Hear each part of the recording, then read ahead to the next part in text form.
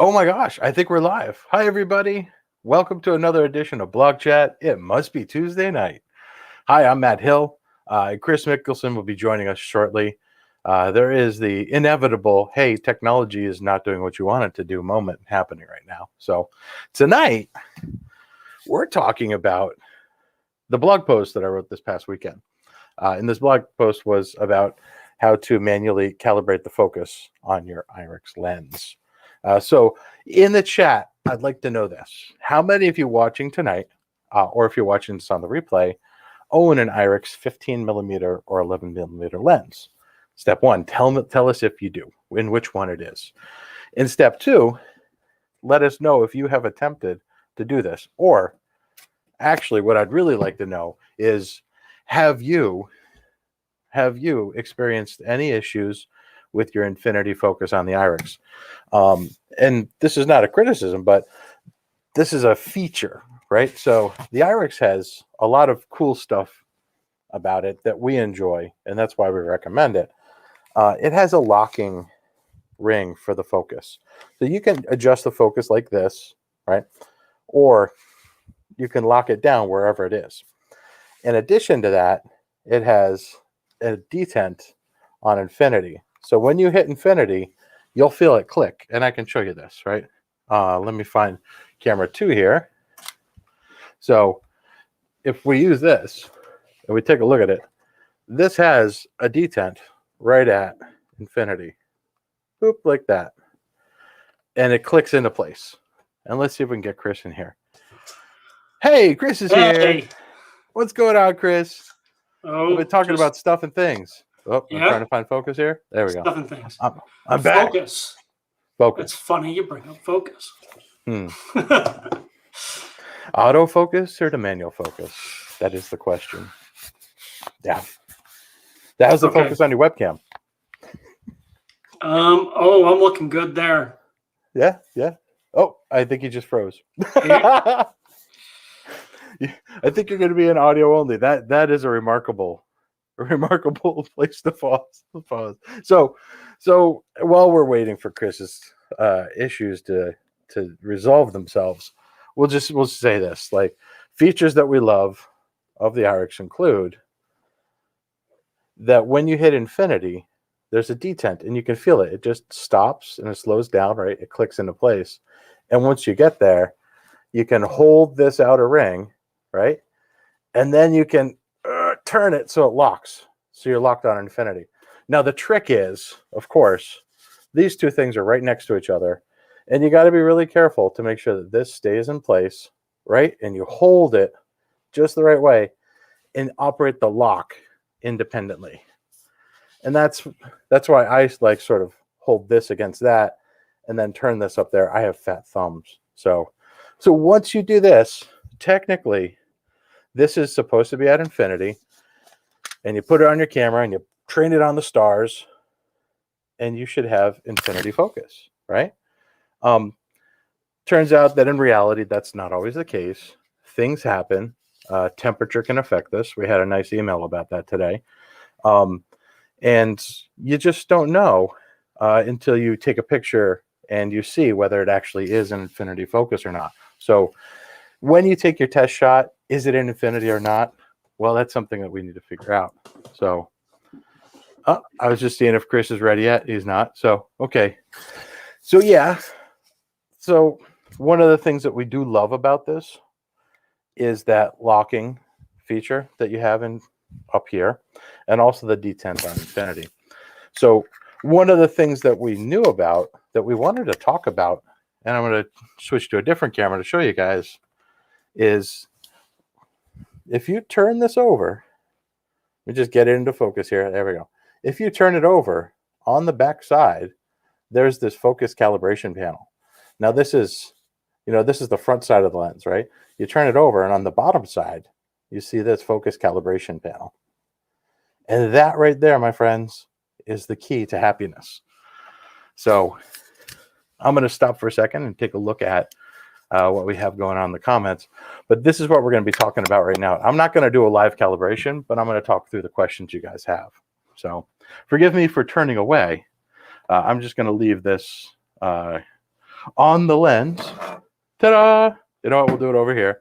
Leave this on the lens. Ooh. Oh, look at that. We can make like this little, like almost advertisement there. Ooh, right? Look at that. Okay, so what do we have going on here? So we have, Joe says he has the 15 for Canon. Ed has one. He hasn't tried to resharp it. That's a great title that Chris gave it. Sue has the 15 millimeter, and she has issues. So we're going to talk about that. Steve has the 150, and the Infinity is dead on. Oh, Steve, I love that 150 macro too. That is a fine lens, right? So, yeah, I had some fun shooting with that one. Let's see. 11 and the 15, never calibrated them, no issues. Fantastic. And this is what I'm talking about, folks. You know, sometimes it's just exactly right, and sometimes it gets bumped around or whatever. And there's this. So Joe was with Chris and Gabe at Grand Canyon. It was not at Infinity. Okay. With my Canon mount on Metabones, it's better. Seems slightly out of focus, but it might just be coma. Okay, cool. And Patrick just bought a 15. Fantastic, Patrick. So yeah, thanks for the feedback, guys. We don't recommend things lightly. We put a lot of things through field tests for a long time before we even talk about them. So for us, this was tried and true. And every single one of the ones that we got was totally dead on from the factory. And honestly, we were surprised when we heard from some of our students that they were having trouble with Infinity focus. And then we saw it. We did the focus with them in the field with the Infinity D10 and also some other means, the regular focus thing that we practice. And then we saw that, it wasn't quite on in some cases. So watching the video that Irix made really helped, but some people wanted a little bit more detail. So I wrote that blog post with all the photographs. If it wasn't clear, you do need to have some tools to do this, like a Torx wrench. Oh, let's see if we can get this in the right place. There we go. So I took some good photography of this. So this is a Torx wrench. And I think it was a T5. And I think we have Chris back. Yay, we have Chris on live stream. Welcome back, Chris. Thanks, Matt. Hi. Hi. So we're talking about focus. It's funny. It's funny. I couldn't focus on what I was talking about. Yeah. Yeah. Is that triple entendre? Oh. I was just getting to the twist and the Torx wrench. So yeah, there's a couple of tools that you guys need. There's a Torx T5, and then I also used a 1/16 inch bit. It's a Phillips head, and like I said, this process, I'm using a macro lens to show you guys this, and there's a reason for that. Because this stuff is small, and excuse the fact that I didn't get a manicure before doing this. Yeah, so these objects are small. Your eyesight needs to be pretty good, and the screws are rather small. So it's not for somebody who's afraid of slipping up. And you got to make sure that these bits are magnetized also, or else you're going to be in trouble. If you lose something inside the lens, I would feel awful. And I would recommend, if you feel like that's not going to happen, if you don't have a magnetized tip on these screwdrivers, don't attempt it. No, not at all. So, Chris, have you? My screen is over there. Have you experienced any softness at Infinity with the Irix lenses you've used? I have. It was exactly what you talked about in the blog post, where it just drifted over time. When I got the lens, and it's this one in particular right here, it was tack sharp. And then after using it for a couple of years, I noticed it was a little bit soft. And I thought about sending it in, and then, realized, hey, it's got that calibration built right into it. So yeah, I think it's a great thing that Irix did to give us the ability to just go ahead and fix that ourselves. Yeah, and it's having worked in the industry for a long time, I know that repair departments do a good business because people drop their products, and everything fails. Everything Yeah. fails. So they have to exist to support the product, but just because everything is fallible, right? But I can just hear the repair technicians cringing when they see something like this, and they're telling the users to make their own adjustments. Are they kidding? So, but at the same time, it's very brave of Irix to say, you know what, you can take this matter into your own hands. If infinity focus is critical to you and it didn't hit the detent, you can fix it. Yeah. I really admire them for that. Yeah, well, it's pretty smart of them too, because a lot of the marketing behind this lens is about how easy it is to focus to infinity, right? They really had night photography in mind when they made this. So, Yeah. Of course, that's a feature they want to make sure that you can have very good control over. Yeah. Wow. Yeah. So I decked out. I decked out everything. I have the whole 3-camera view here, just so we could go over stuff tonight. But I really don't feel like doing this live. I just wanted to show people, that it's pretty easy to access this stuff. It's right behind that panel there, and that panel has just that one screw, as we looked at in the blog post. So I think it's time to go look at some more comments, because I did ask people if they had experienced this. So I'm going to check in a little bit more. So I actually have to look away. That's okay. I'll keep looking at the camera. You know what? That's what I'll do. It's Chris is on screen and I'm talking. There we go. So let's see. Yeah, it's working. It's totally working. Oh, that's funny. We should do this every week. Patrick, we already talked about, and yeah. So if you seem to have something that's slightly out of focus, I definitely want to add this. You should definitely try to do some of this calibration during the daytime. And it's not something that you should try and do at night ever, in my opinion. You need a lot of contrast to be able to do this. And even though I could have hooked up an external monitor, and I did, to the camera just to record, made that little video for you guys, what it looks like through the camera as you're doing this, you got to zoom in. And once you zoom in, and I didn't mention this in the blog post, some cameras don't have the focus peaking anymore that you could use to determine the maximum contrast. So once you zoom in once or twice, the focus peaking turns off. So, you really have to rely on your visual acuity, and you need to choose something that has the right amount of contrast and edge to move that dial slowly. And it feels weird. Honestly, it feels really weird. Sticking a screwdriver into a lens and rotating it, it feels wrong, I got to say. It's like, I shouldn't be doing this. Somebody else should be doing this. But trust me, it's okay. Yeah, they built in the way to do it. Another thing, if you think it's a little soft and you want to go back and try it, something you could try is tethering it to a computer where you can get a nice big display and you really see how sharp it is. You should be able to really fine tune it that way. Yep. There's not a wide view of my studio here, but I have, just to the right of the camera here, I have a 27-inch display, and another 27-inch display over there. And this one right here is the one that I have going on HDMI out of my camera to this. And I use it for critical focus when I'm doing tabletop stuff. I love that suggestion. Yeah, if you could use a 27-inch display to help calibrate the lens and it's still soft, then calibration's not the problem, and just send that thing in for repair. Yeah, good point. I suppose you could also do this. You could take a picture, bring the card inside. Yeah, and then you could zoom in as much as you want in Lightroom and see how sharp that is.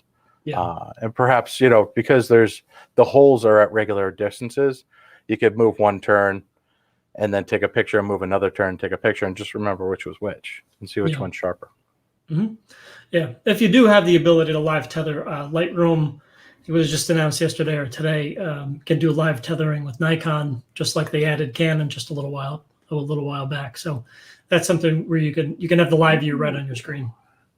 That's amazing. I didn't read that. It's not in our blog yet. That's why.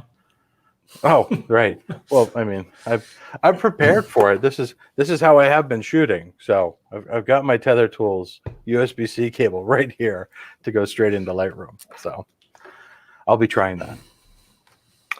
Let's see if we have any other questions. All right.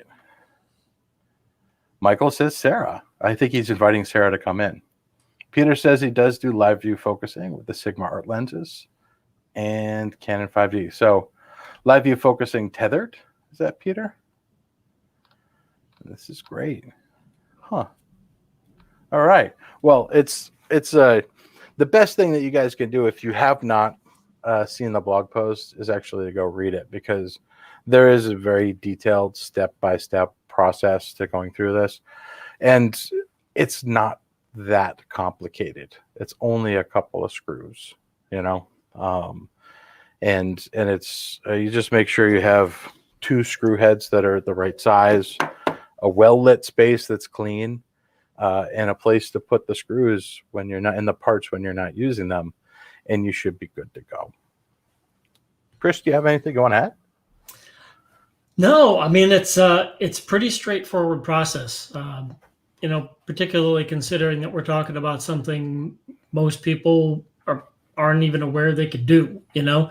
So you talk about going in and changing how a lens focuses from a physical perspective, and you think it'd be really complicated, but it's not. You just got to be, I think the hardest thing is to be careful you don't lose the pieces when you take them off, especially inside the lens, like you said.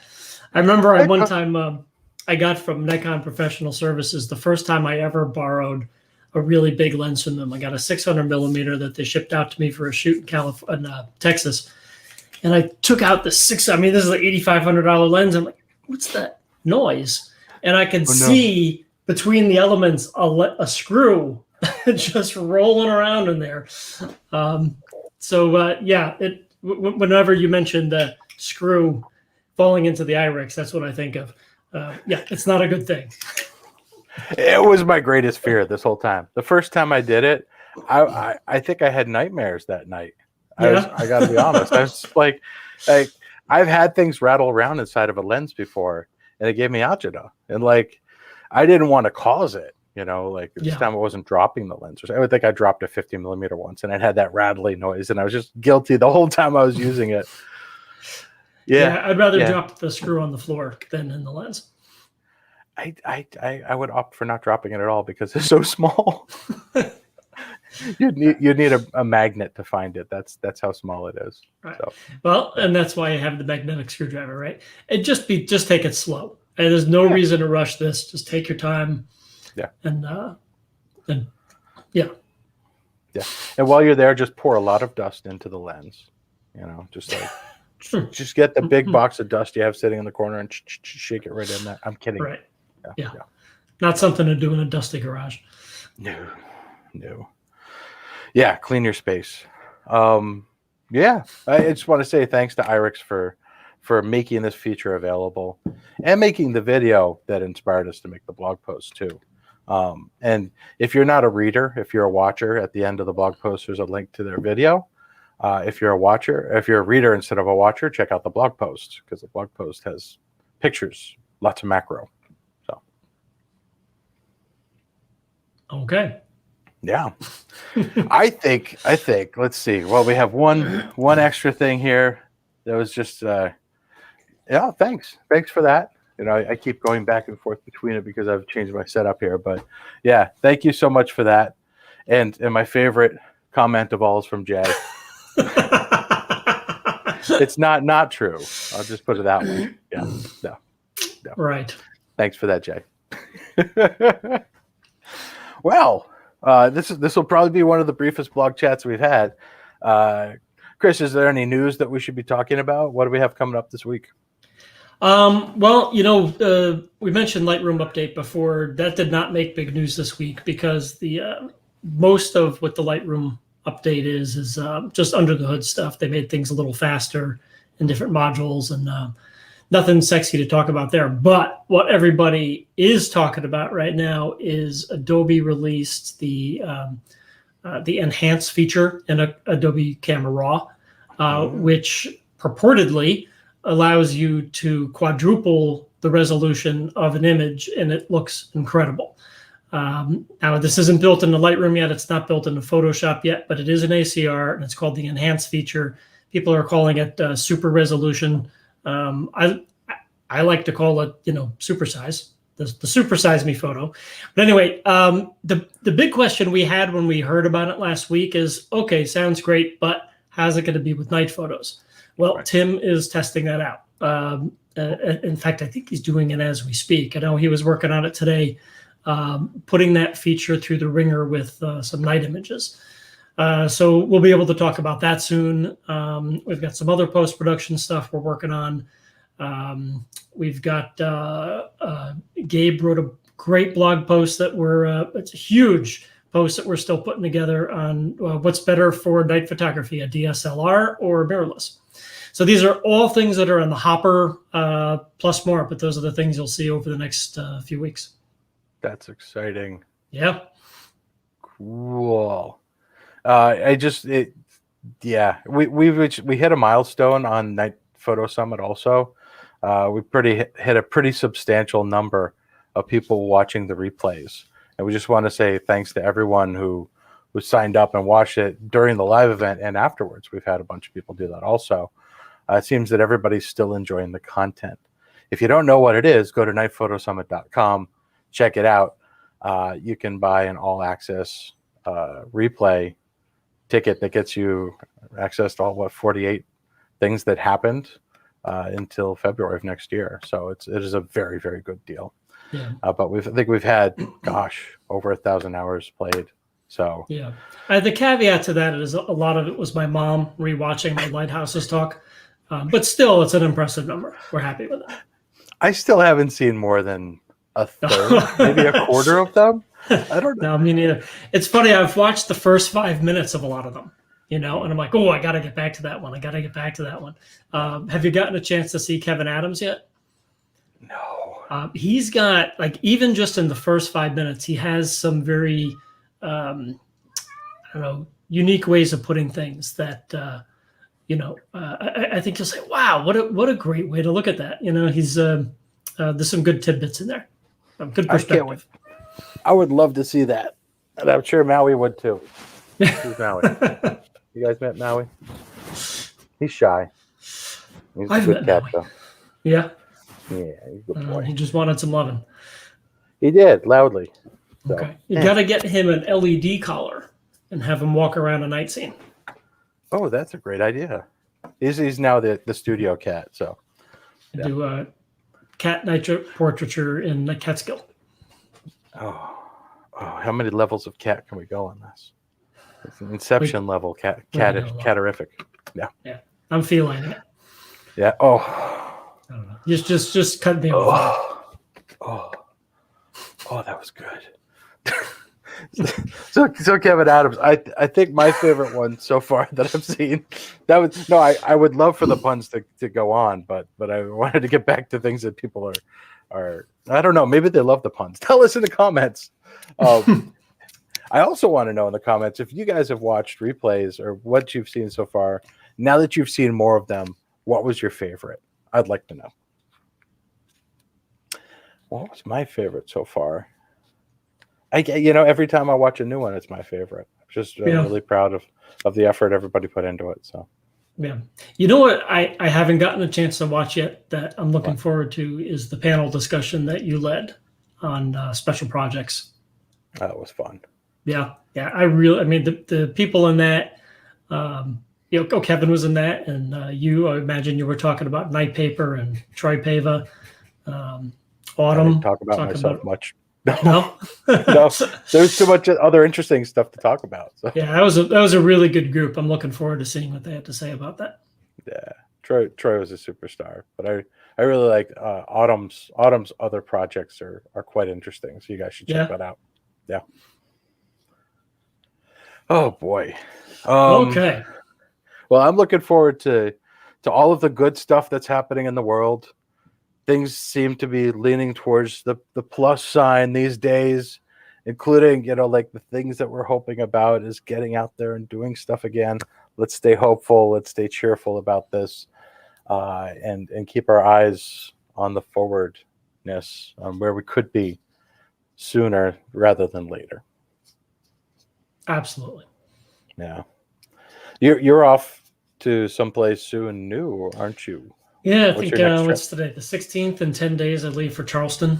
So this is the third time we've tried to run the Charleston workshop. So I think we're good. We've had to postpone it twice, but we've got a full group, and we just got word this morning that we're going to be able to shoot inside Fort Moultrie National Historic Site. That's Fort Moultrie and Fort Sumter.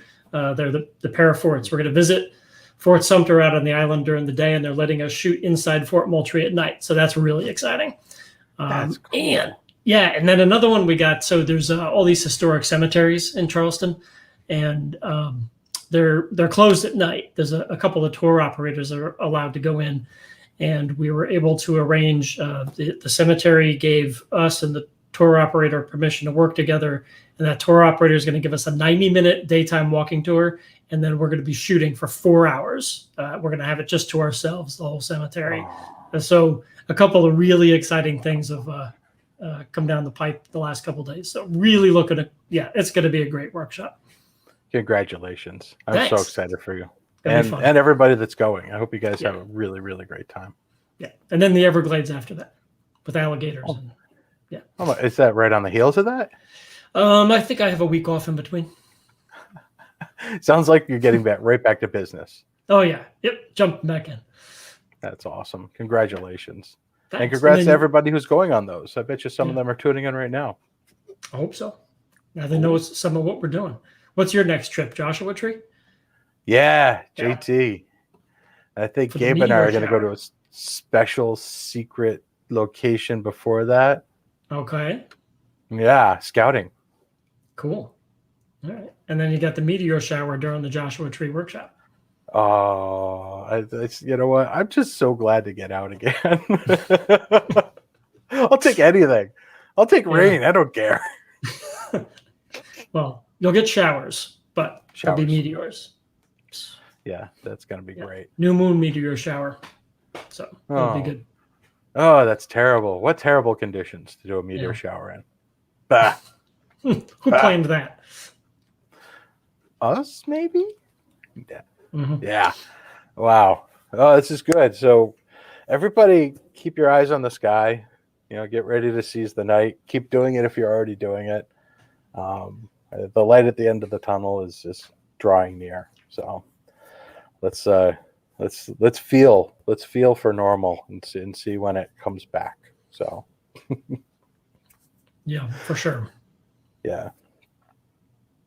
Wow. All right. Well, thanks for joining me tonight, Chris. I know we're a little bit light on the blog, but pretty heavy on the chat. So we still qualified, right?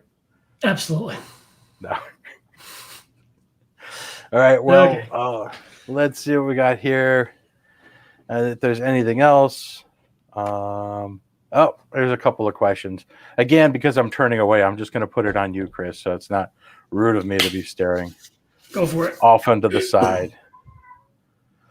So let's see. We got Q&A. Okay, so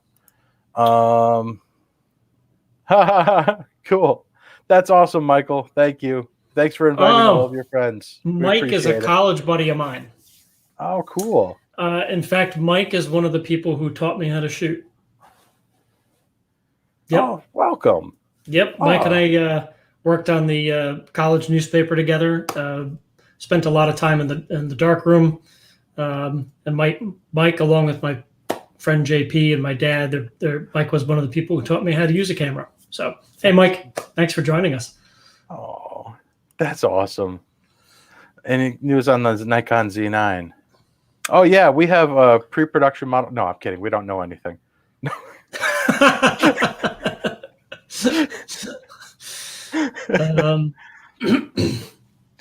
I don't No. know. I don't know. It's exciting. Yeah, eager to see what it's going to be. Yeah.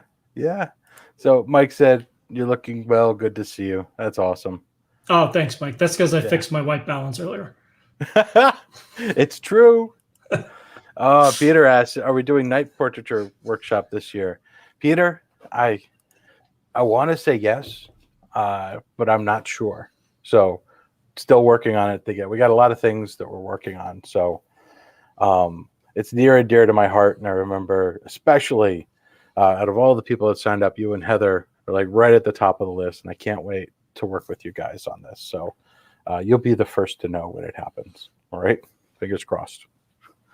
Peter, are you okay with Catskill cat portraiture? The workshop will be perfect. Oh, you were just saving that. You had to bring it back around. I love it. Kevin Adams was awesome. Yep. Kevin in the forum. Let's see. In Homestead before and after that. Oh, cool. So Great. That's awesome. All the summit videos. Awesome. Cool. And then his answer was the best. Oh, that's great. All right. So, yeah. So there's always something good to be looking forward to. And I think a big part of our week is interacting with you guys. I'm glad that we have this venue so that we can do that. So get out there, get shooting, make new stuff, and let's talk about it. All right. Looking forward to it. Yeah. Chris, I hope your travels are safe and full of joy. Thank you. And for everybody You else, too. seize the night. Seize the night. All right. We'll see you around.